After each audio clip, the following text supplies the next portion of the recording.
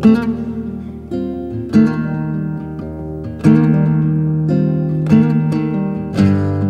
nezinu, kā bija tev, kad tu vadīji podkāstu Kā ir būt. Šodien parunāsim par to, kā ir būt Elīnai Baltskarei. Redzēsim, cik tu ļoti man atklāsies par to, kā ir būt tev pašai. Jā, bet jā, pirms tās rekordpodziņas nospiešanas, es nezinu, kā tev bija. Varu padalīties, bet man vienmēr ir nedaudz tāds imposter sindroms, ja ieslēdzās un liekas tā, vai es mācēšu to stundu, plus mīnus, varu garāk, varu mazāk pēc sajūtām norunāt un uzdot tos īstos jautājumus, jo gribas jau, man tevi gribējās satikt un ir lietas, par kurām es vēlos ar tevi arī aprunāties, bet vienmēr ir tāds, zini, varbūt es nemācēšu pajautāt un tā. Kā bija tev? Jā, protams. Protams. Un ir tīpaši, man vēl tas kā ir būt, tur vienmēr kaut kāda tā tēma bija, kas bija jāapskata un tā, un es vienmēr jutos ne līdz galam gatava. Man liekas, ka tā jau ir, ka nevar līdz galam sagatavoties, tāpēc, ka tā saruna jau ir dzīve. Bet man liekas, ka šis setups ir tāds ļoti labs, jo mēs abas zinām abas puses. It kā, jā. Man liekas, vieglāk runāt. Es esmu satraukta, bet mierīga arī šodien. Jā, tādā ziņā, jā. Tas man arī prieks, protams, ka es tevi it kā zinu, bet tā baigi jau arī nepazīstu. Tikai sekojot sociālajos tīklos. Jā, es tieši domāju par to, ka tu esi tas cilvēks, par kuru es tevi zinu, es apmēram zinu, ko dari un tā,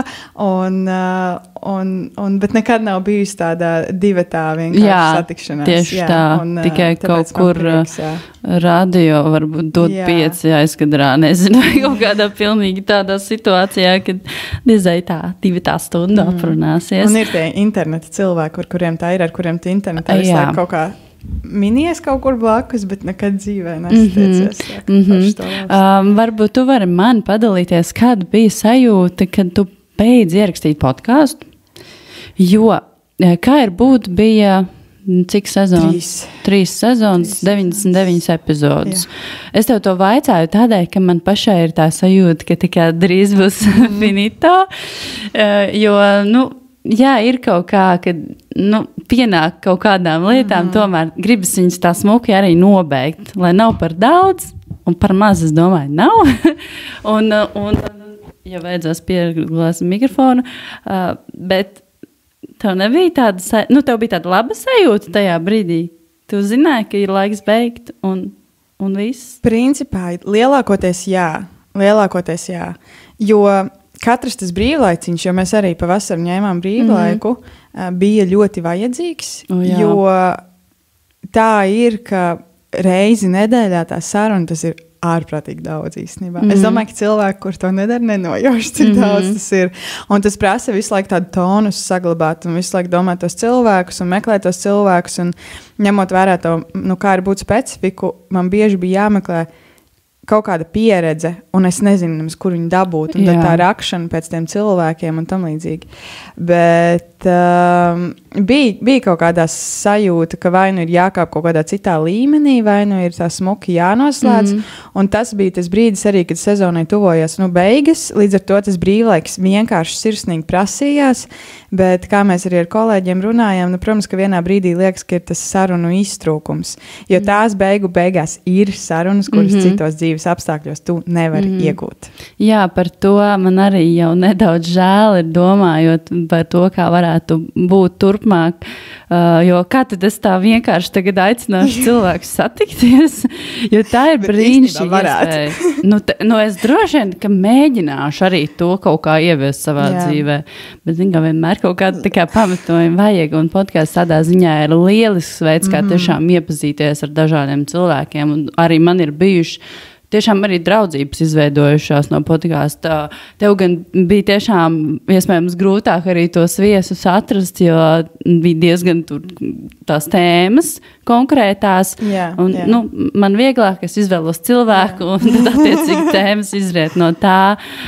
Bet jebkurā gadījumā, arī tad, kad tu veidoji podkāstu, man likās, ka iespējams, mans podkāsts ir nedaudz līdzīgs, lai gan it kā nebija pa tēmām, bet tie bija tie jautājumi, kurus es arī no cilvēkiem gribēju izvilkt ārā. Un es ļoti centos arī nesalīdzināties. Jā, es ļoti tā kā, bet nē, katrā ziņā, kā ir būt joprojām ir noklausāms, man šķiet, kādam vēl, ja kāds nav dzirdējis, galu galā ir pieejams un var paklausīties, un, ja grib arī salīdzināt, bet labāk jau nē. Bet jā, manuprāt, tev tas izdevās lieliski, un tagad tev ir citas lietas dzīvē darāmas, varbūt ka vēl kādā podkāstā parādīsies, kas to lai zina. Jo šis arī ir tāds, redzēs, kur tie podkāsti Latvijā aizvedīs, un es īstenībā pati noklausījos nesen Latvijas radio diskusiju par podkāstiem, podkāstu dienā kārtējo, jau laikam 3. gadu viņi tādu rīko, un aizdomājos par to, vai cilvēki turpinās arvien vairāk klausīties, vai atkal kaut kā tās tendences pamainīsies. Bet labi, par to Latvijas radio var runāt tālāk. Tas nebija tas īstenībā, kādēļ es tev uzaicināju, un pārāk daudz jautājumu jau par podkāstu iespējams. Bet, mēs minējām to, ka mums nav sanācis tā divi tā aprunāties dzīvē, bet man par tevi ir kaut kāda tāda īpaša sajūta, ka ir tie cilvēki, kurus tu kaut kādā sajūta ziņā saproti. Pat, ja tu neesi ar viņiem tā kā runājis, bet caur, sociālie tīkli, protams, ir viens, caur to sajūtu, ko tu nodod caur tiem. Man šķiet, ka tu esi no cilvēkiem, kas nodod tādu diezgan patiesu sajūtu par tevi, par sevi pašu. Gan jau, ka ir lietas, kuras var pārprast, protams, piemēram, es varu iedomāties, ka tie, kas tev varbūt tā pavirši seko, varbūt pat tā neiedziļinoties daudz, varbūt domā, ka tu tikai ej pārgājienos, piemēram. Iet pārgājienos un lasi grāmatas. Ka tās ir tās vienkārši lietas, kuras tu asociē ar sevi kaut kā tā vienkārši sanāk, bet, protams, tas nav viss un tā nav visa tava dzīve, tam es ticu.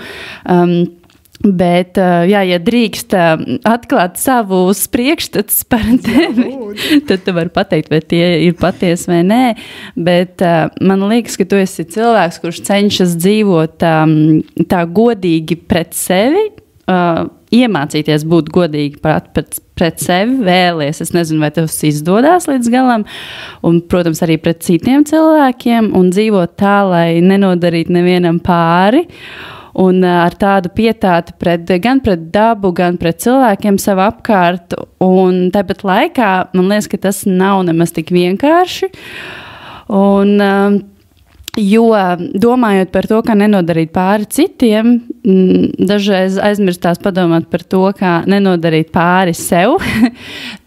bet ar laiku, ar katru dzīves gadu ejot uz priekšu, tu vari tagad padalīties, vai arī tev tā ir, ka tu tomēr arvien vairāk iemācies arī nenodarīt pāri sev pati. Kāda ir tava sajūta par sevi? Man liekas, tavs priekšstats ir diezgan akurāts un precīzs. Tā noteikti ir daļa no manis. Un tā ir, ka cenšoties nenodarīt pāri citiem, es esmu nodarījusi pāri sev.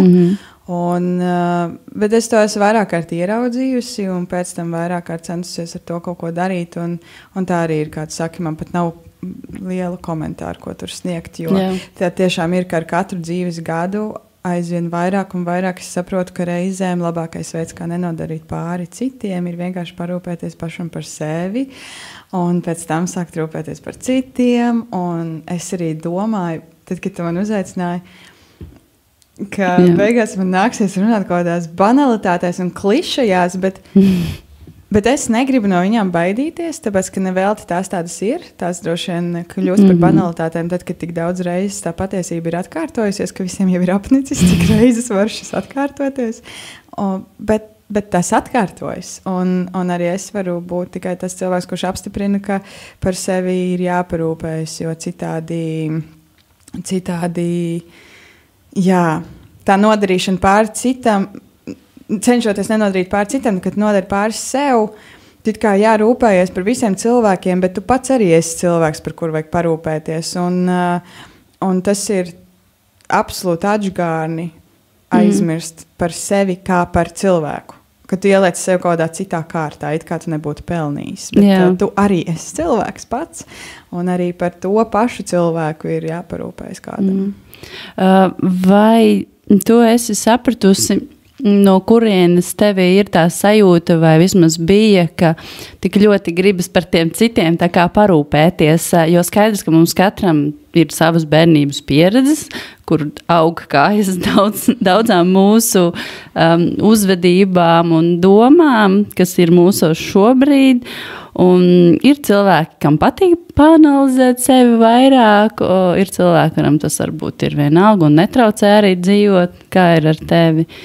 Vai tu saproti, kur tam aug kājas, un vai tu arī apzināti mēģini to kaut kā pamainīt? Jā, es diezgan ļoti cenšos saprast, kur aug kājas daudz kam, kas manī notiek, gan pati sēžot, domājot, staigājot un domājot arī, gan lasot, gan ejot terapijas procesam cauri, kas man ir bijis ļoti nozīmīgs.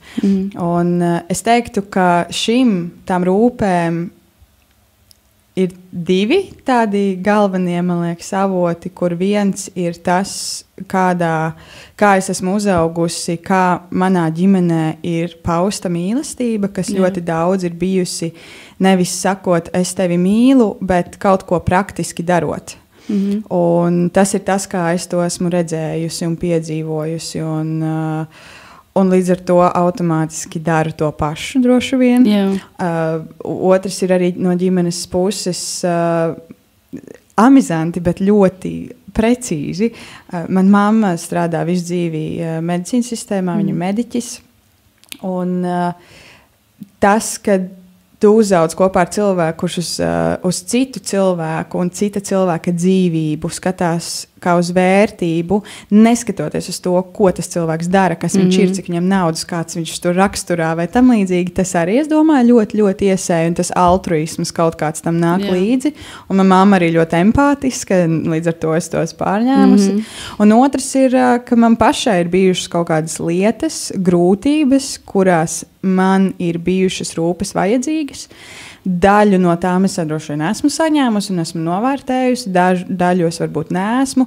Man bijuši līdzcilvēki tajā brīdī, kuri ir bijuši līdzīgās situācijās, un es redzu, cik ļoti ir dažādi caurumi šajā pasaulē, kur vienkārši ir vajadzīgas rūpes. Un tad, kad es tos caurumus ļoti agrā bērnībā ieraudzīju, man bija skaidrs, ka es gribu, lai tāda cauruma nav. Un tāpēc, kopš īstenībā tāda agra 11 gadu vecuma, es esmu darījusi ļoti daudz lietas un izvirzījusi sev dzīvē mērķus, kuri nav bijuši konkrēti par to, ka es gribu izdarīt to vai izdarīt šo, bet kas ir bijis par to, kā es varu atrisināt kaut kādas problēmas vai aizpildīt šos caurumus, lai mūsu kopējā dzīve un kopējā sabiedrības labbūtība būtu labāka, lai parūpētos un palīdzētu tiem, kuriem iespējams tā roka ir vajadzīga, jo tā ir. Mēs esam šeit kopā, lai mēs padotu to roku, tad, kad vajag. Jā, un grūtības varbūt sākas tajā, ka tie caurumi nekad visi nebūs aizlāpāmi.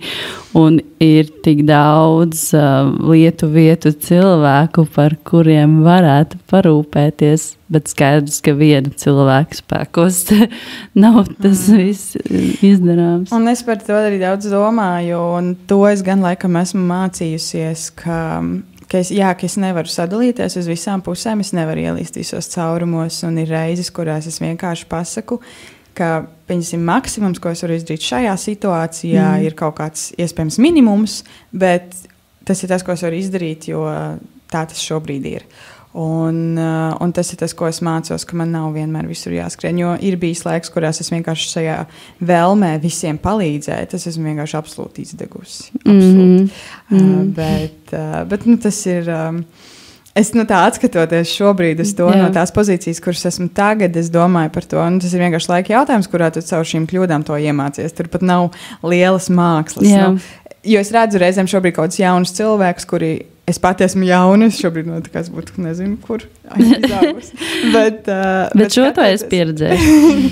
Skatoties uz vēl jaunākiem cilvēkiem, kur ir, pieņemsim, tikko 20 gadi vai tā, un es redzu, kā man vienkārši blakus ir daži, kuri man liekas deg cauri kaut kam un tā, un es saprotu, ka jā, es varētu tur kaut ko teikt un līdzēt vai kā, bet īstenībā nē. Tas ir vienkārši process, kas dabīgi notiek, un vienā brīdī mēs saprotam tās mūsu robežas. Tā jau mēs viņus iemācāmies līdz viņām aizjot. Jā, protams, cauri pieredzēm. Būtu jau labi, ja varētu caur citu cilvēku pieredzēm vienmēr iemācīties. Vai, piemēram, lasot arī grāmatas, galu galā tik daudz dzīves stāstu un pieredzes, bet tad, ja tu pats izej tam cauri, tas uzreiz ir citādāk. Un ir nenormāli forši īstenībā to apzināties un pieaugt un saprast, ka nē, šoreiz es pateikšu, piemēram, to nē. Un tad ir tāds, vai tev arī tā ir, kad gribas sev uzsist pa plecu. Un tiešām tas ir liels solis pateikt to nē kaut kam, kaut kādā situācijā, ka tu zini, ka tava palīdzība tur noderētu, bet lai tu spētu darīt to, kas tev ir svarīgi, tev ir tas nē, tomēr jāpasaka. Jā, man nesen arī bija dažas šādas situācijas tieši, kurās es sev klapēju pa plecu. Un tas ir ne tikai par tiem nē, tas ir par daudzām lietām, kuras es esmu apzinājusies, ka es daru, kuras varbūt nav man veselīgas, nav veselīgas manai mentālajai pašsajūtai, emocionālajai pašsajūtai. Un kad es redzu, it kā no malas paskatos savu dzīvi un redzu, ka es esmu bijusi spējīga tās izmainīt, tad man liekas, jā, malcis, ļoti labi. Un man par to ir prieks, un es sev ļauju arī par to priecāties, jo tas jau ir sarežģīti, tas ļoti sarežģīti. Tu starp citu tieši nesen rakstīji, ka tavs jaunais hobijs ir priecāties. Jā, man jaunā mīļākā aktivitāte. Tu jau pieminēji prieku, bet tu nonāci pie tādas atziņas esot ceļā, vai Nē, tas bija jau pirms tam tu biji sākis priecāties? Es jau pirms tam biju sākis. Kas bija tas brīdis, jo tā ir diezgan, tāda, es iedomājos, ir kaut kāda situācija, ka tu saproti, jā, man patīk, tu to ieraksti pēc tam Twitterī, vai tu atceries to situāciju konkrēto, vai tas bija kaut kādu apstākļu kopums, vienkārši sajūta, kas atnāca tajā brīdī? Tā nebija noteikti konkrēta situācija, tāpēc, ka tas nebija viens tāds prieciņš, un tas bija arī tas, kas man rādīja to sajūtu, ka tie bija daudz kaut kādi mazi gabaliņi dzīvē, ikdienā, kuros es sapratu, ka es to daru vienkārši tāpēc, ka es priekam. Jā. Jo man tā situācija vienkārši, ka es kaut kādu brīdī biju bezdarbnieka statusā, un jāatzīst, protams, ka nedaudz privileģēts tas tajā brīdī man bija, jo man bija laiks darīt vienkārši lietas priekam.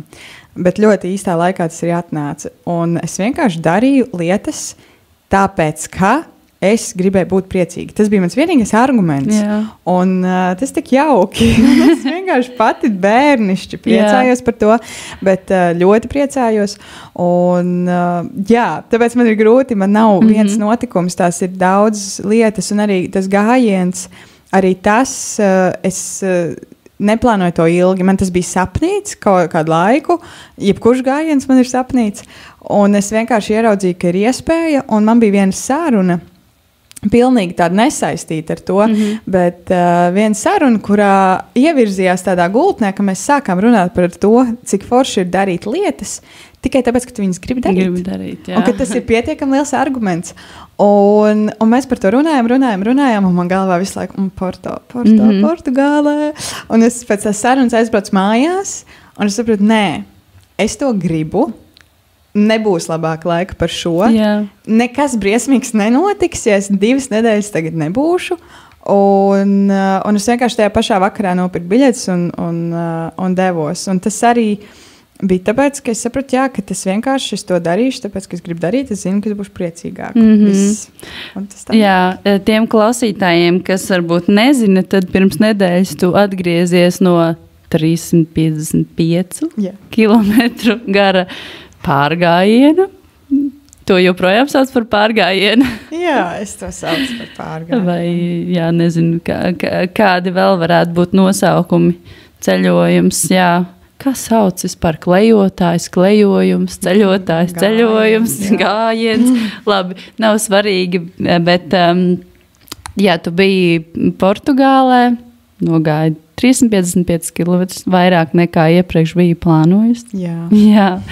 Un es esmu no tiem cilvēkiem, nav tā, ka es būtu šausmīgi daudz reizes bijusi Portugālē. Dažas esmu, bet man tik ļoti tur patīk, ka es to tavu gājienu skatoties, un šis jau bija otrais Portugālē. Un man tāds, man arī šito vajag izdarīt. Es nezinu, cik kilometrus, bet noteikti tas ir manā dzīves wishlistā. Un skatoties tavus Instagram stāstus un Twitter piezīmes, savā ziņā ir tāds, es šo skatos, tas ir nedaudz bīstami, jo es zinu, ka es to izdarīšu. Bet es arī gribu priecāties, tā kā tas nav bīstami, tas ir iedvesmojoši.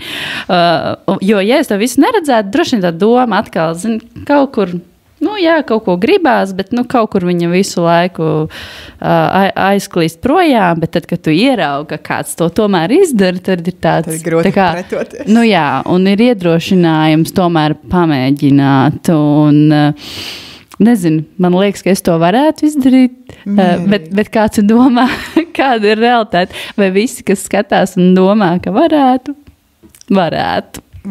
Un šis ir tas pārgājiens, kurā es ļoti daudz domāju par to, ka jebkurš varētu.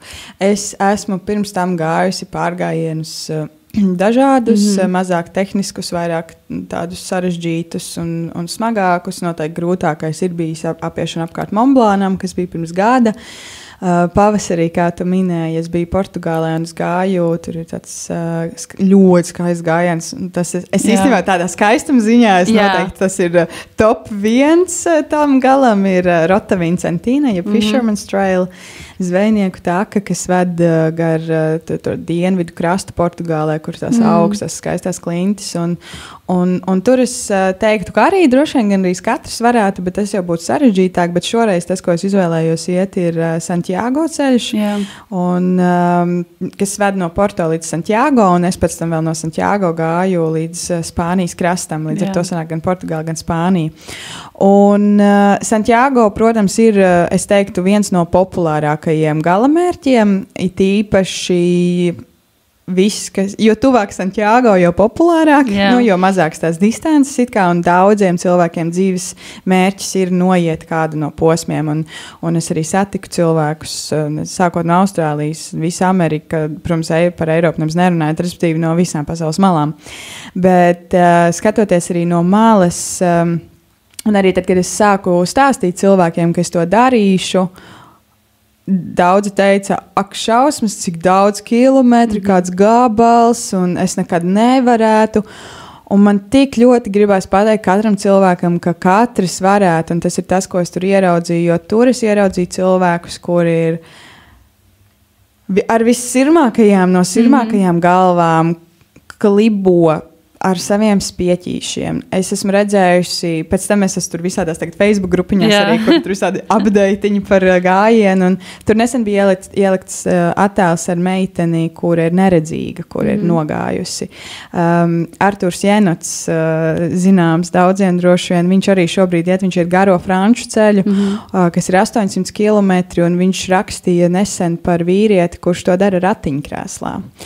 Un ne visās vietās iespējams tas ir ērti un lieliski, tas vispār nav ērti. Un tas ir milzīgs izaicinājums, bet tur ir tā lieta, ka vienīgā starpība starp cilvēkiem, kur to izdara un neizdara, kā es to secināju pēc gājiena, ir izvēlē. Un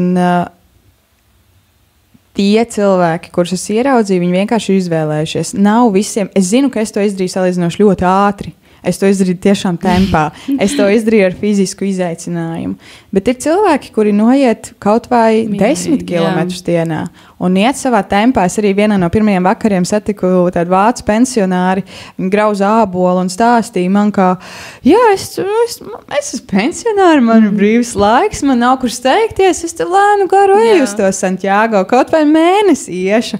Un es domāju, kaut vai mēnesi. Un viņa būs izdarījusi pilnīgi to pašu, ko es īstenībā. Nogājusi to pašu distanci.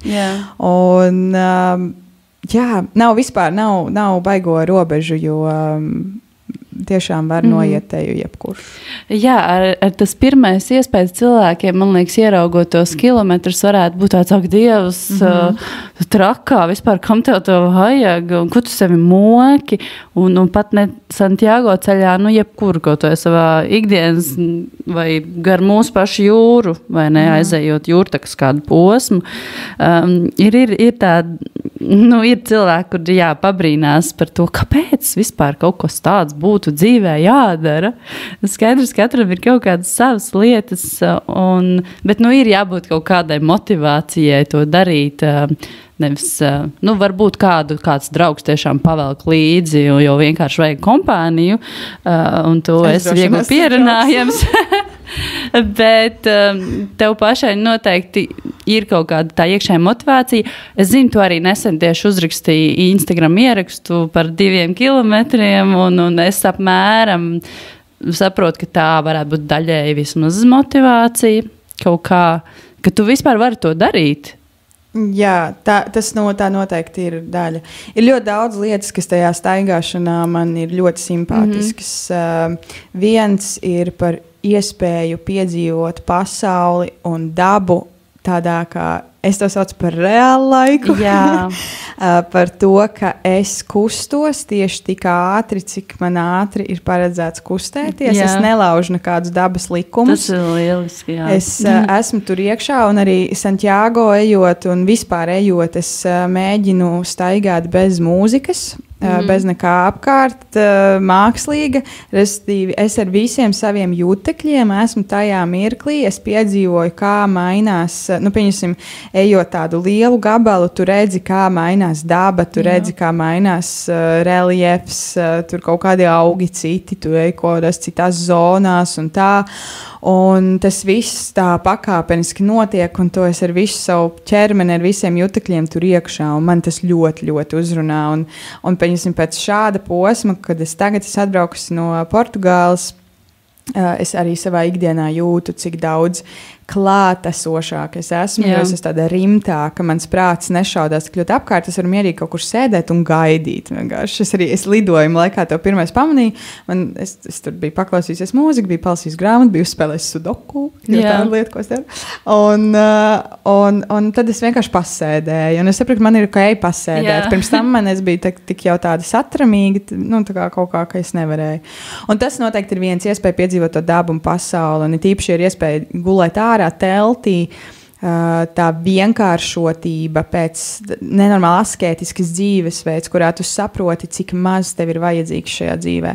Ka tev ir tā viena mugursoma, un tev ar to pietiek, un pēc tam tu atbrauc mājās pēc tādām 2 nedēļām, un viss, kas tev ir mājās, liekas nenormāli kruts. Tik smalks un stilīgs, un es zinu, es rakstīju vienam draugam, ka, kad es tur esmu šonakt nakts mājā, kur ir īsts dvielis, ar kuru var kārtīgi noslaucīties, un viņš man atbildēja, ka man uzreiz pēc pārgājiena vajadzēs braukt uz spā, un es tad domāju, nē, man vajag vienkārši savu vannas istabu. Mana vannas istaba šobrīd ir pats krūtākais spā, un visas tās lietiņas, viņas sasumēs apkārt, un pēc tāda kaut kāda izkāpšanas no tā ikdienas rituma, tu ieraugi to ikdienu pēc tam pilnīgi citādi. Un tā askētiskā dzīve saplūsmē ar dabu, kur tev nav, nezinu, kur tava vannas istaba, piemēram, ejot gar jūru. Es ļoti labi, man ir kaut kāds bilde vēl, kur mēs ar draudzeni 2 ejam, un kā mēs tīram zobus, un mums tas viss saulriets ir fonā. Un tas ir tas brīdis, un tev neko citu nevajag. Tev ir vislielākā emocija pasaulē. Tev pietiek ar to, kas ir. Un tas man ir ļoti svarīgi atcerēties arī savā ikdienā, ka man pietiek ar to, kas man ir patiesībā, lai es justos ļoti, ļoti, ļoti, ļoti labi. Ka iespējams man vajag nevis vairāk, bet tieši otrādi, ka varbūt man vajag kaut ko mazāk, un tad es sajutīšos lieliski. Un tas ir noteikti viens tāds liels aspekts. Un tad ir tas, ko tu pieminēji, ko es arī nesen pieminēju, un es mēdzu par to kādreiz parunāt, reizēm vairāk, reizēm mazāk. Ir mana veselības vēsture, kas ir tāda, ka 13, 14 gadu vecumā man bija veselības problēmas, kur rezultātā es ieguvu invaliditāti, kas man joprojām ir. Un man tas ietekmēja ļoti fiziski. Tās bija fiziskas sāpes locītavās. Un, protams, ka tas ietekmēja man ikdienu. Es lietoju diezgan smagus medikamentus, pēc kuriem es tur nevarēju vienkārši izdzīvot savu dienu normāli, jo man bija jāguļ gultā un jāvemj un jādara citas lietas, ko dara, kad lieto ārprātīgus medikamentus. Un pat tas bija ļoti garš process ar daudz slimnīcām, sanatorijām, un visa mana dzīve bija pakārtota tikai ap to. Un tad bija tie 2 kilometri, kurā es tajā laikā man sāpēja gandrīz jebkura kustība, ko es veicu, tajā skaitā ēšana, piemēram, bet arī staigāšana, protams. Un es atceros ļoti labi, kā es sēžu ārsta kabinetā, un mēs runājam par to, ko es drīkst, ko es nedrīkst darīt. Un viņi saka, ka staigāt daudz nevajadzētu, un es prasu, cik ir daudz nevajadzētu. Viņi saka, līdz 2 kilometriem dienā. Un 2 kilometri. Es nezinu, vai cilvēks zina, cik maz īstenībā ir 2 kilometri, kad tu centies visu savu dzīvi tajā ietilpināt. Šodien no rīta pirms braukšanas vienkārši kaut ko skatījos savā vietpulkstenītī, un es biju mājās, iegājis tur dušā, iztīrījis zobus, uztaisījis brokastis, un es jau savāku kaut kādus 1000 soļus, piemēram, viss. Un tā mēs tos 2 kilometrus savācam, pat neizejot no mājas, un tie 2 kilometri man ir palikuši, un tajā vecumā pat iešana ir viens, un vēl viss pārējais. Es vispār savā prātā nevarēju iedomāties, ka es varētu kādreiz iet garā pārgājienā ar smagu mugursomu. Es nevarēju iedomāties, ka es varētu vispār nodarboties ar jebko, kas skaitās sportisks. Es nevarēju iedomāties, ka kāds kādreiz skatīsies uz mani un domās, ka, kaut es varētu fiziski šito izdarīt. 0 iespēja. Tajā vecumā es vispār nevarēju to iedomāties. Un šobrīd katrs solis, ko es noeju šādā gājienā, man tiešām ir milzīgs apliecinājums tam, ka es varu izdarīt vairāk nekā es varu iedomāties, un ka tas spēks ir tiešām manī. Un tas vienkārši ir kaut kā jākurina, lai es pati to justu, jo ir, protams, viegli to aizmirst tik pa laikam, un tas normāli. Un, protams, es tagad apgaroti varu izklausīties, bet tas nav tik vienkārši stāst. Bet jā, tas ir bijis milzīgs aspekts, ka es esmu pierādījusi sev, ka es varu. Un es reizēm esmu domājusi, un arī ejot Portugālē, es ļoti daudz domāju, tīpaši pirmās dienas, tad, kad es saprotu, ka es nevis eju, bet es vienkārši skrienu. un es domāju, Elīna, tu sev apsolīji, ka tev būs mierīgais gājiens, ka tu baudīsi, ka tu sēdēsi pļavā un skatīsies uz kalniem. Un kāpēc tu skrieni? Un es sev maucu tā, es vispār sev dusmojos pirmās kaut kādas dažas dienas. Un tad es sapratu, ka nē, es gribu bišķi paskriet, jo man tas liek justies labi. Un man vienalga, ka varbūt tā nav labākā motivācija, ka man te kaut kas sev jāpierāda. Un es vienkārši pieņēmu to, ka es gribu sev pierādīt, ka es varu. Un, tāpēc, ka man tas liek justies stiprai. Un varbūt kādreiz es varēšu justies stipri arī bez tā, bet šobrīd tas tā ir. Es to pieņemu un es skrienu. Jā, viens ir, vai tu gribi to pierādīt sev, ne jau kādam citam. Jā. Un tad tā ir īstenībā ļoti būtiska starpība. Jā. Bet es te klausījos tevi, un es pilnīgi sajūtu to būšanu ceļā, un to īpaši tiešām, ja tu neliec tās austiņas, jo ir diezgan viegli izdarīt daudz lietas, neieklausoties sevi, bet klausoties radio, mūziku, citu pieredzes, vai varbūt nezinu, vai cilvēki mēdz tiešām visu to posmu noiet gan jau, un visu laiku sarunājoties, bet noteikti vienā brīdī arī tas apnīk. Bet jā, kad tu atslēdz nu, cik tu vari atslēgt, tu tāpat esi ceļā, tu dzirdi dabu, un noteikti tu esi arī kādā pilsētā un dzirdi pilsētu, bet tā ir noteikti tāda pieredze, kura, manuprāt, būtu vērtīga pat bez tā gājiena visiem cilvēkiem atslēgt to visu. Jo mēs esam tik ļoti pieraduši, ka mēs vienkārši močījam ar tām savām austiņām visur. Visur. Un patiesībā pat dabā jau ir vieglāk atslēgt tās austiņas. Jā. Jo tu tur, klusums beidzot, tur kāds putniņš, kaut kas tāds mierīgs un tā. Bet pilsētā atslēgt, lūk, tas ir izaicinājums. Jo man pašai ir bijis dzīvē tāda posma, kurā mans kaut kāds trauksmes līmenis ir tik liels, ka es nevaru iziet no mājas bez austiņām. Man tā iela, man tās visas skaņas, trokšņi, man vienkārši dod pa galvu, un es nevaru norimt un nevaru atrast tajā to savu skaņu, kam pieslēgties. Un tad vienmēr austiņas kaut kas fonā, un tad es atslēdzos no tā, atslēdzos. Un tik daudz dažādu veidu, kā mēs atslēdzamies. Bet hei, kad mēs pieslēdzamies tam, kas notiek mūsos. Un, protams, ir joprojām reizes, kad es eju ar austiņām lielākoties skrienot vai kā, un tas ir pilnīgi normāli, bet man gribās, lai es zinu, ka es varu arī bez. Ka man tas nav tāpēc, ka es nevaru bez. Jā, kaut kā tā man ir līdzīga doma par to austiņu būšanu. Un starp citu, jā, es arī mēdzu tā apzināti viņas nelikt. Jo, zini, katru brīdi, kad tu paņem to, nezinu, AirPod kastīti vai kuras zīmola citas austiņas, man vienalga, un jau liec iekšā, un paga, kāpēc es to daru? Ko es kaut ko gribēju specifiski noklausīties vai vienkārši? Random, jo es negribu trolēbusā vai tramvajā sēdēt un dzirdēt to, kas ir apkārt. Nav tā kā jāspiež sevi to tā kā nedarīt, bet man vienkārši tas arī liekas tā interesanti pavērot. Tas ir arī labs tāds domas treniņš.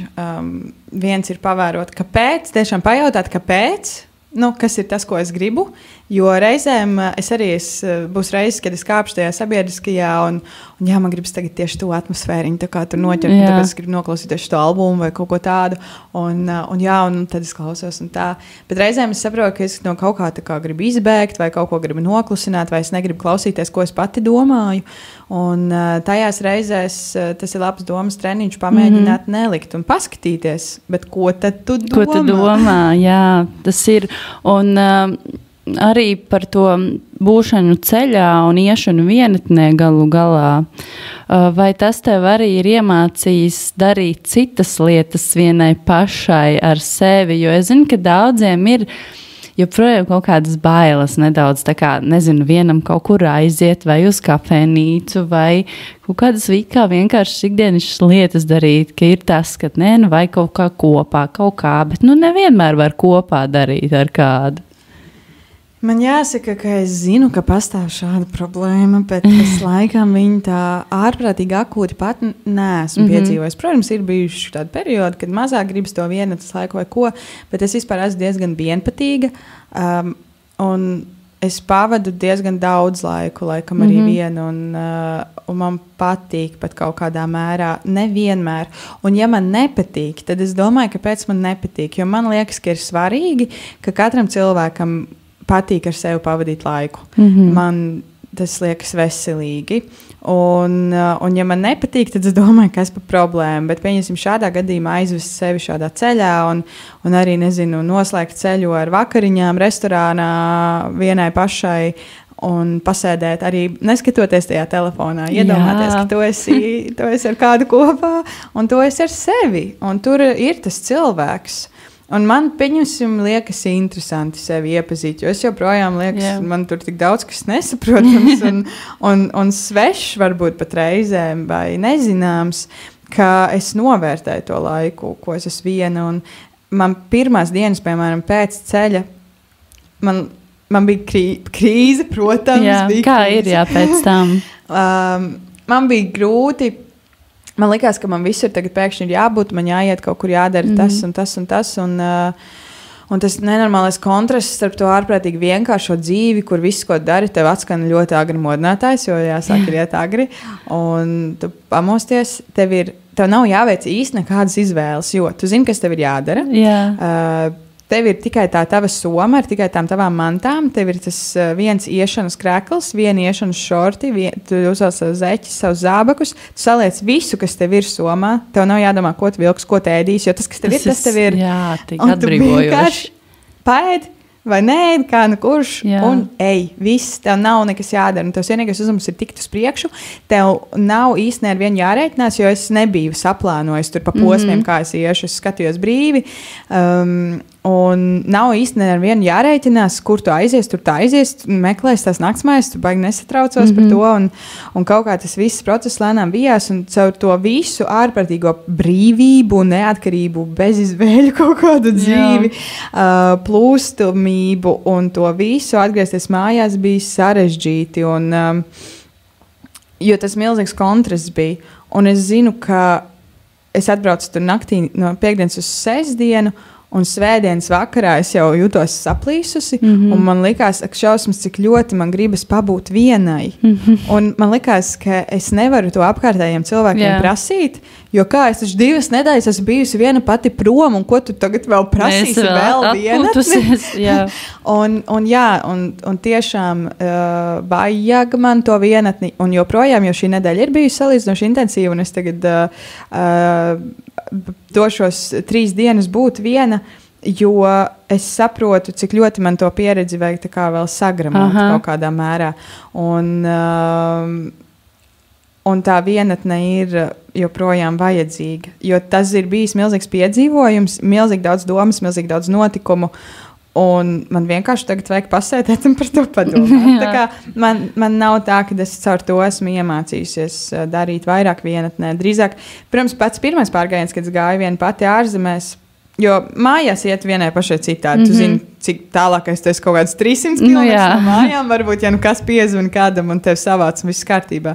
Tagad bija pirmais pārgājiens ārzemēs un vienai pašai. Kad tas bija? Tas bija pirms 2 vai 3 gadiem. Tas nav tik sen. Tas ir nesen. Tas ir tā kā Covid laikā izklausās. Tas ir pēc Covid, kad attaisījās robežas, tad es braucu uz Itāliju iet. Un tas bija, protams, tāds izaicinājums. Un tas bija arī tas, kur es... Tas bija tas lūzuma punkts, kur es mācījos to draudzību ar sevi, jo es atceros ļoti labi, kā bija 3. diena, man ārprātīgi, vai tā bija 4. Man ārprātīgi sāpēja kājas, man bija tulznes, es biju iepriekšējā dienā netīšām gājus, tur vairāk kā es gribēju iet. Un es uz sevi tā dusmojos. Ak, šausmas, kā es uz sevi dusmojos. Man liekas, Elīna, tu neko nevari. Ko tu tur pīksti visu laiku? Man kā šeit tev sāp. Es ļoti dusmojos.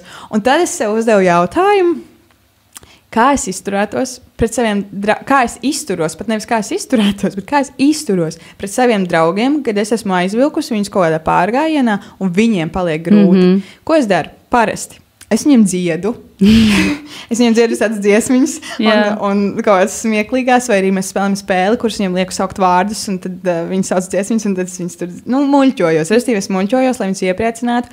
Tad es viņus laiku motivēju, saku, nekas, vēl tikai tur 5 kilometri, un tad vēl tur tas tā mazā astīt, un tad jau tur būs slīkums, un tad jau mēs būsim galā, un tad mēs tur ēdīsim, būs ritīgi forši, un restīvi cenšos kaut kā motivēt, un es saku, ka nekas, mēs varam arī iet lēnāk, viss būs kārtībā, galvenais līdz galam, restīvi neko sliktu vispār nevienā brīdī. Un tad man iekšā bija tas lielais jautājums, kāpēc tu, Elīna, citam vari būt tāds atbalsts un tik ļoti censties un iedrošināt un aizvest arī to cilvēku, kuram liekas, man ir draugi, kuri nav baigi gājēji, un es viņus aizvelku tiem gājieniem, un viņiem liekas, ka viņi to nevar, un mans mērķis ir parādīt, nē, tu vari, un mēs varam kopā. Un es pret viņiem to gribu parādīt, un tad domāju, kāpēc tu ar sevi tā, vai ne? Un tas bija tāds lūzumpunkts, ļoti labi atceros pat to kalniņu, kurā es par šo domāju, tā penīniem ejot pāri, un es sapratu, viss, es darīšu citādi, un tad es dziedāju dziesmiņas pati sev, kaut ko domāju, visādas smieklīgas domas un motivēju sevi 100 un dažādos veidos, un man liekas, tas bija tāds liels lūzumpunkts manā draudzībā ar sevi, un tas padarīja visu tik daudz reiz vieglāk. Jā, es tieši nesen klausījos podkāstu par to, kādēļ mēs esam tik nejauki pret sevi. Tā kā kaut kā mēģinam sevi tā kā pārmest to kaut kādas mūsu rīcības un izvēles, vai kāpēc mēs neesam tik labi, cik kaut kā visu laiku sevi mēģinam nospiest, bet pret citiem mēs tā neizturamies. Protams, ir cilvēki, kas izturas tā arī pret citiem. Jā, es runāju par tiem, kas neizturas tā pret citiem, bet kas pret citiem izturas daudz labāk kā pret sevi. Un kāpēc? Jo ilgtermiņā tas vispār nepie kā laba tā kā nenovedīs. Varbūt, ja tu kaut kādā brīdī sev saki, vai man vajadzētu varbūt tur vairāk, kilometrus noskriet, rekā es nevaru, un tu varbūt kaut kā tā kā sevi motivē, ka, nē, redz, es tomēr varu, vai iet kilometrus. Un tu tā kā varbūt ar to sevis, to slikto izturēšanos pret sevi motivē, it kā sevi kaut ko izdarīt, bet tas ir ļoti tāds īslaicīgs motivators, jo vienā brīdī, tas var izvērsties mentāli un psihoemocionāli arī attiecīgās saslimšanās un, visa tā izrietošā. Tā kā esam pret sevi labi. Jā, es iesaku, tas ir ļoti atbrīvojoši. Jā, man ļoti patīk tavi ieraksti, gan Twitterī, gan Instagramā. Un, es fanoju par to, kā tu raksti, pilnīgi noteikti. Un es arī tagad palasīju, man likās, ka es lasu tiešām tādas, ikdienas piezīmes it kā un atziņas, bet ka tas tiešām viss varētu būt arī kā tāda grāmatiņa, ko es varētu lasīt. Grāmatā. Nesaukšu kā mīkstinājuma zīmēm un diminutīviem. Un tu uzrakstīji maģistru. Jā. Vai kā tev iet ar to visu studiju lietu? Jā, es esmu absolvējusi. Tu pabeidzi Liepājas universitātē rakstniecības studiju maģistru. Jā. Kādas ir tavas attiecības ar rakstīšanu šobrīd? Tev patīk rakstīt, tev izdodas ļoti labi rakstīt un nojauš, ka patīk. Vai tev ir sajūta, ka kaut kā vēl varētu izpausties tajā rakstniecībā? Pirmkārt, paldies par labajiem vārdiem. Man tie ļoti daudz joprojām nozīmē. Tad, kad kāds runā kaut ko par maniem tekstiem, vienalga, kas tie būtu par tekstiem, reizēm tās ir personīgas ziņas kādam WhatsAppā. Bet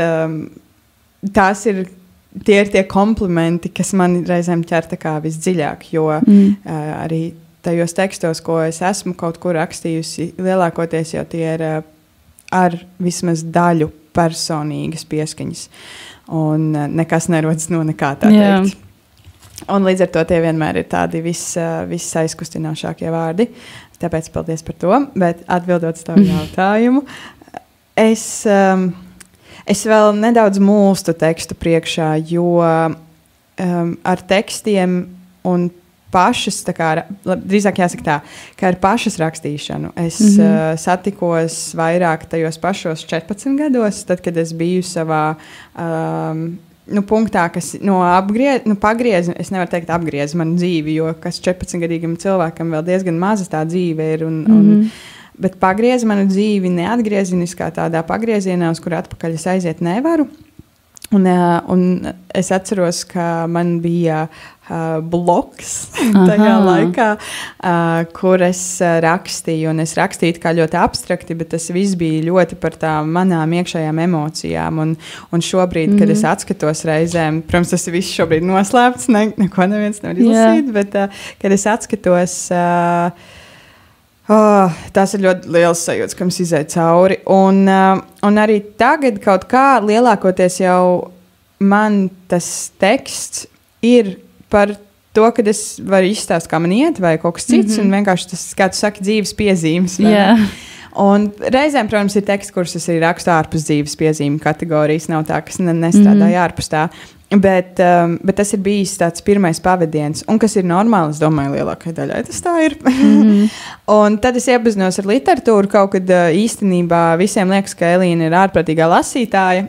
Tas droši vien arī ir viens no tiem sociālo tīklu iespējām par tevi. Es lasu salīdzinoši neilgi, tā pīstam lasu literatūru salīdzinoši neilgi. Es esmu studējusi arī pirms tam, bet tas ir cits stāsts. Savam priekam tas nav nemaz tik raksturīgi man visas dzīves garumā bijis. Es neesmu tas bērns, kurš sēdējis zem sagas ar lampiņu. Nē, es nelasīju bērnībā gan vispār. Un tad tas man, tā literatūra kaut kā ievilka un tas, cik daudz tu vari ar to valodu strādāt un spēlēties, un man ļoti interesē jebkurš teksts, kurā tu vari it kā vienkārši lietu pateikt ar tādiem vārdiem, ka tas apgriež to lietu kājām gaisā. Man ļoti interesē valoda kā instruments, un man reizēm aizrauja arī lasot citu tekstus viens teikums, iespējams diezgan vienkāršs pat, bet tik precīzs un konkrēts, ka tev atveras kaut kas pilnīgi prātā tāds vaļā un tur aiziet kaut kādas lielas domas. Un tā tas ar man ar to visu ir, un šobrīd es domāju, ko ar to izdarīt, jo studijas Liepājā tas, ko es visvairāk iemācījos, ir nebaidīties no saviem tekstiem, ļaut viņiem būt. Un šobrīd, protams, ka man vienkārši bija tas dzīves periods, kurā man bija pilnlaika darbs, pilnlaika studijas un pilnlaika remonts. Un šajos visos pilna laika lietās vienkārši diennaktī nav laika. Protams. Un rakstīt vienkārši prieka pēc...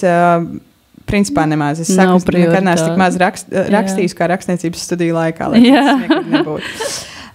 Bet tajā visā es iemācījos nebaidīties, un man tagad gribētos ar to kaut ko vairāk darīt. Es arī izgāju cauri tādam interesantam posmam, kurā, man liekas, šobrīd es jau sāku briest tam, ka es varu ar tiem tekstiem strādāt, un es gribu strādāt ar tekstu. Kas tas būs par tekstu, kurā virzienā tas man vedīs? Man nav ni jausmas, bet man nav plāna un vīzijas, bet man ir cerība, ka es varēšu būt kopā ar vārdiem un ar tekstiem, jo man tas kaut kas jau man tur, tā ir mana izpausmes forma visērtāk. Man arī runāt, lai gan mans darbiņš diezgan daudz ir arī par runāšanu bijis un tā, bet rakstītā vārdā es jūtos varbūt nedaudz pat ērtāk. Jā, tas ir tād, liekas, ka tu vari tomēr tā kā nedaudz paslēpties, ja tu nestāvi kā tur priekšā ar to savu balsi. Tā ir tava balss joprojām, bet rakstītā formātā. Bet jā, teksts ir kaut kas tāds, it kā tāds intīms, un man liekas, ka tā ir tā lieta, varbūt tās, kāpēc arī tev patīk tas, ka tu tā kā nebāzies ar to nevienam virsū, jo tu nevari tā nejauši izlasīt vienkārši ierakstu. Jā. Ja tu negribi, tu paskrolēs garām. Tas ir sociālais tīkls, tas ir viens. Radio tu, piemēram, ieslēdz, un jā, tu protams, var arī pārslēgt, bet tev ir vieglāk uzķert kaut ko nejauši. Bet tekstu tā mazāk var tā nejauši kāds paņemt un izlasīt. Jā, un teksts ļauj arī kaut kā vairāk spēlēties ar to interpretāciju. Tu saproti to, ka to es uzrakstīju vienu, bet katrs sapratīs citu. Jā. Un līdz ar to, lai arī ko katrs būtu sapratis, tu vari teikt, ka tas nav tas, ko tu uzrakstīji. Jā, vai ne? Un otrs, man liekas, ka man tas iedod kaut kādu citu balsi un iespējams autentiskāku, jo lai vai cik ļoti, kā tu pašā sākumā minēji par to patiesu un pret sevi un citiem, tā tiešām ir, bet tas ir jau milzīgs izaicinājums, kas ir mūžam neizpildāms. Tas ir mūžīgs vingrinājums, kas tev katru dienu ir jāizpilda. Jā. Un kaut kādā veidā, kad vārds ir runāts, es vairāk jūtos sociālo normu ieskauta. Es tekstā jūtos brīvāk, un man liekas, ka es varu atvērt vaļā kaut kādu personības daļu, kurā es izpaužos kaut kā bišķiņ citādi. Un tā ir, es esmu cilvēks, kurš diezgan daudzas emocijas jūt fiziski. Un tā fiziskā sajūta, ko es jūtu tajā brīdī, kad es atļauju tam tekstam tā kā izplūst no sevis ārā, tā sajūta ir tāda, es nezinu, tā kā tu tiešām nomet kaut ko bišķiņ no sevis, iztīri kaut ko iekšā, ļoti patīkama. Jā, man prieks dzirdēt, ka tu kaut ko ar to turpinās darīt. Es ceru. Nē, jā, nav nekāda laika ierobežojuma vispār, jo es varētu tagad, protams, lasīt un citēt tavus ierakstus, jo man tiešām ļoti patīk, un es gribētu, lai cilvēki to dzird, bet es aicinu doties uz tavu Instagram profilu palasīt pašiem un sajust tos tekstus un sajust to sajūtu, jo tiešām šobrīd tavi ieraksti ir bezmaksas pieejami. Atcerēsim teikt, ja joprojām vienkārši Instagram ierakstīt. Jā, labi. Ir man bijis vienkārši tā, ka cilvēki tur, es tur lasīju tavus tekstus. Es tā, kur tu lasīji tavus tekstus? Es zinu to, ka publicēti kaut kādā, izdevumos ir kaut kāds pārīts, Kur tu tos tekstus lasīji? Tev Instagram, te ir Instagram captioni. Bet man ļoti patīk tā sajūta, ka vismaz man lasot ir tā, ka tu kā izlasi un tāds, es arī tā varētu justies, es to sajūtu, esmu kaut kur jutis, un tas kaut kā rezonē par dzīvi, par to, kas notiek pasaulē, un tas ir tas, kas pievelk ļoti, un ja māk to ietērt vēl vārdos, un tas ir, kaut kā nevis vienkārši pateikt, ārā ir lietus. Tas nav slikti, bet kaut kas ir īpašs. Tā kā es tiešām tev novēlu turpināt ar tekstiem darboties un izpausties, un tev, man, kā rakstniecības nespeciālistam, šķiet, ka tev ir talants ar to, tā kā es te sarakstu un mūsu. Labi. Es zinu, es parasti nemēdzu tā veltīt daudz laika komplimentiem podkāstā, bet es gribēju tev to pateikt. Un vēl man liekas, ka tu pieminēji to remontu. Un es tieši tā domāju, ka laikam tieši pirms 2 gadiem tu sāki apmēram to remontēt. Jā, pirms pagājuši 2 gadi, kopš es ieguvu savā īpašumu. Jā. Un ar to viss sākās. Jā, bet tagad ir viss nofinišēts un cik saprotu? Remonts nekad. Ok, labi, bet tu dzīvo tur. Bet es dzīvoju tur kopš februāra. Jā. Un pēdējos kaut kādus 3 mēnešus es tur arī jūtos kā mājās. Un es jūtos tā, ka tā ir mana vieta. Tev ir, un tev bija meksikāņu ballīte, meksikāņu ēdienu ballīte. Jā, man bija, es nezinu, man ir tādas dīvainas lietas, ko es nevaru paskaidrot, bet tad, kad es pirku to dzīvokli, tad man iekšā, pirmkārt, man vispār ēdiens ir mana tēma. Man ir pavāra izglītība arī, Česelē manā izglītība. Un man ļoti liekas kaut kas aizkustinošs un silts tajā brīdī, kad cilvēki sanāk kopā pie viena galda un dalās tajās garšās un stāstos un viss vienalga, kam atmosfērā. Un man tas ļoti patīk. Un tajā brīdī, kad es nopirku to dzīvokli, es tā ļoti sapņoju par tādu bildīti, kur es ik pa laikam aicinu ciemos draugus, un es viņam pasniedzu ēdienu, kas, es iedomājos, ka te varētu būt kaut tematiskie vakari, kaut kāds konkrēts valsts virtuve, un ka tā ir mana iespēja pētīt arī kulināro pasauli. Un mēs sanākam kopā pie galda, un mēs, man aizkustina doma par bingo spēlēšanu vai kaut ko tam līdzīgu, kas ir tāds vienkārši, bet silts. Man ļoti patīk tās vienkāršas lietas. Jā. Un tad, pirms pāris dienām beidzot, pēc 2 gadu posma, man bija sālsmaize ar meksikāņu ēdieniem un bingo. Un tu papriecājies, es ceru, kārtīgi, un savu jauno hobiju īstenoji arī šajā ballītē. Es ceru, ka es jau arī teicu saviem draugiem, ka es ceru, ka šī būs tā kā tradīcija vismaz kaut kādā mērā.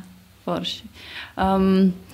Es zinu, ka tu esi ieplānojis tātad tagad vēl atpūsties, bet pabūt vienatnē pēc savas vienatnes gājiena un apstrādāt to visu. Tu jau lidosi prom šovakar vai dosies? Amizanti vispār es jau rakstīju par to lidojumu, bet lidojuma plāns man ir atcēlies, jo tas bija plānots tāds darbiņa lidojums, bet tur man atcēlās un pārcēlās, līdz ar to es iegūšu laiku, lai būtu viena. Man sākumā likās, ka man nebūs laiks, bet es braukšu uz savu vienatnes meku personīgo, savu lauku māju, kur es sen esmu es vispār tur diezgan daudz mēdzu pavadīt laiku vieni, tīpaši tad, kad man bija studiju laiks, tad es katru otro nedēļu man bija jābrauc uz Liepāju, un tad katru otro nedēļu pēc tam, tā kā katru pirmo, es braucu uz saviem laukiem un dzīvojos tur kāds 3-4 dienas. Tā ir tāda pilnīgi nekurienes vidiena, kā Kur tas atrodas aptuveni? Vidzemē. Un tad es esmu tur savā viensētā, un tā ir mana vieta, arī ritīgi mana vieta, un es sen esmu tur bijis, un es esmu super patīkami iepriecināta un satraukta par to, ka es varēšu vienkārši 3 dienas pabūt nekurienes vidienē. Vai tu plāno tur arī klausīties mūziku? Nekurienes vidienē. Reizēm radio tur skan kāds virtuvē parasti vienmēr, jo kādam virtuvē ir jārunā, ja es nerunāju, tad ir radio. Bet reizēm es klausos arī mūziku, jā. Nezinu, vai tu nojaut uz ko vedināja šis mans jautājums, bet jā, pirmkārt gan es vispirms pateikšu paldies, ka tu atnāc pie manis, un es saku, ka man ir tāda sajūta, ka iespējams šī ir tā pēdējā sezona, un bija tie cilvēki, ar kuriem es ļoti vēl gribēju aprunāties, un tiešām arī izbaudīt to sarunu, un to es arī izdarīju. Man ir milzīgs prieks un pagodinājums. Pirmkārt šeit būt, otrkārt par to, ko tu saki, tiešām no sirds. Bet tev vēl ir jāizdara pēdējais darbiņš, jāieliek arī podcastu playlistē, kura paliks vienmēr pieejama visiem sava dziesmas izvēle. Jā, es par šo vienbrīdi iedomājos, ka šeit taču ir šī tradīcija. Jā. Un man tagad būs skaļi jāsaka, jā? Jā, tu māki izrunāt. Nē, tu jau esi atrenējusies. Vienkārši es atcerējos vienbrīd, ka būs jāizvēlas tā dziesma. Bet tu vari mierīgi nesteidzoties un tad es domāju, kā izrunāt. Aizmirsu, ka man jāizvēlas, jo man ir tā ar to mūziku, ka jo mazāk jāizvēlas, jo grūtāk reizēm izvēlēties. Un tad es man ir tā kā šī brīža kaut kāda sajūtiņa, jā, šī brīža sajūtiņa. 1. oktobris ir šodien, ir sācies rudens. Kā tu jūties par rudeni? Vai tev rudens nāk ar tādu rudens vai cozy rudens? Rudens nāk ar labu sajūtu. Jā, man liekas, ka arī līdz ar vecumu es esmu iemācījusies tomēr iemīlēt gadu laiku dažādību un pieņemt un nečīkstēt par laika apstākļiem. Yes. Izbaudīt to. Jā, dažādību. Es zinu, kā. Vajag smieklīgi. Jo es te varētu, ko tik es nevarētu. Pēdējā laikā arī tā mūzika pēc tās 2 nedēļu mūzikas gavēņa, man tas ļoti daudz. Jo es esmu tas cilvēks, kurš ieslēdz mūzikas, vēl neesmu mēteli novilkusi, ieejot mājās. Un man jau skan kaut kur mūzika. Pēc 2 nedēļu tā gavēņa man tās attiecības ar... Būs man tūlīt jāņem tos telefons un jāizvēlās. Nē, es... šorīt no rīta klausījos visādu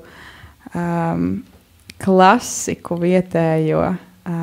Bija Ojārs Grīnbergs un Mirds Zīvera. Un es domāju, kāpēc gan nelikt tajā playlistē kaut ko šādu. Bet es tagad izvēlēties vēl labāko no tā. Varbūt es gribu Viktoru Lapčēnu, ka tas man arī patīk. Vispār Latvijas estrādes mūzika piestāv rudenim, starp citu. Jā, bet izvēlēties tagad. Man virtuvē kādreiz Cēsīs, kur es dzīvojos un uzaugu, un tur bija tāds albums, kur man skanēja, un tad es klausījos vienmēr tās vecās dziesmas, man ļoti patīk. Tad izvēles un mīļāko no es tikmēr nofotografēšu tevi. Es domāju, vai tu šo mazo ramblu atstās pēc tam iekšā. Gan jau. Tas forši. Es varu atskaņot īsi Spotifyā. Es domāju, ka lūgums varētu būt. Nē, tas nebūs. Tas nav mans stāvoklis. Tā noteikti. Tik daudz skaistas mūzikas vēl. Akācija paliks tik skaista dziesma. Wow. Man ir vēl tāda playlist. Es atvēršu šo playlistu. Labi. Tagad jūs dzirdat, kas notiek manā galvā. Es visu laiku runāju, es domāju, tāda mierīga nosvērta dāma. Ja? Un īstenībā manā galvā notiek šis vienkārši domas. Tāpēc tu es gribēju teikt pastaigāties, bet tas gluži nav tas. Tu ej pārgājienos, un tad tev nav jāizvēlās. Tad tev nav jāizvēlās daudz. Savā dzīvē. Tad tu atpūties no šīs domāšanas. Es uzliek milzīgu spiedienu uz tādām izvēlēm. Mana rudens mūzika, piemēram, šobrīd ir James Blake jaunais albums. Es jau visu to es varu rekomendēt, tikmēr, kamēr tu izvēlies. Tagad es ierakstīšu James Blake. Nē, tu paliec pie savas domas. Es jau skatos. Jā, tas ir patīk. Bet es to nesaku, bet es tev vienkārši zinu dziesmiņu par prieku, cik jauki būtu tās, bet es vēl izēšu cauri šai playlistē. Bet tu turpini stāstīt? Nē, man patīk klausīties, kā tu izvēlies, jo tas ir atbildīgs uzdevums. Vēl man viens no lielajiem šīs vasaras mūzikas priekiem bija šautauts Jānim Šepkevicam junioram, kad viņš Fons Strītska Vils koncertā nodziedāja vēstules no baložu pilniem pagalmiem. Tas bija tik patīkams pārsteigums. Jā, tas bija ļoti skaisti. Labi, es ņemu vienkārši kaut ko no šī un neiespringstu, jo nevajag iespringt. Un pēc tam domās, vai es izdarīju pareizo izvēli, vai šī bija īstā. Šī lieta, ko es vairāk mācos, vienkārši nedarīt. Nevajag. Jā. Jo ar to tu neko vairs neizmainīsi.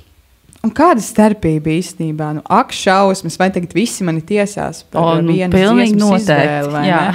Un kad nē, tā Elīna paņem tieši to Mirdzas Zīvers dziesmu. Es domāju, ka tā tiešām neviens nedarīs. Es jokojos pati par sevi vienkārši. Bet ir intriga pamatīgi man tagad. Varbūt, jā.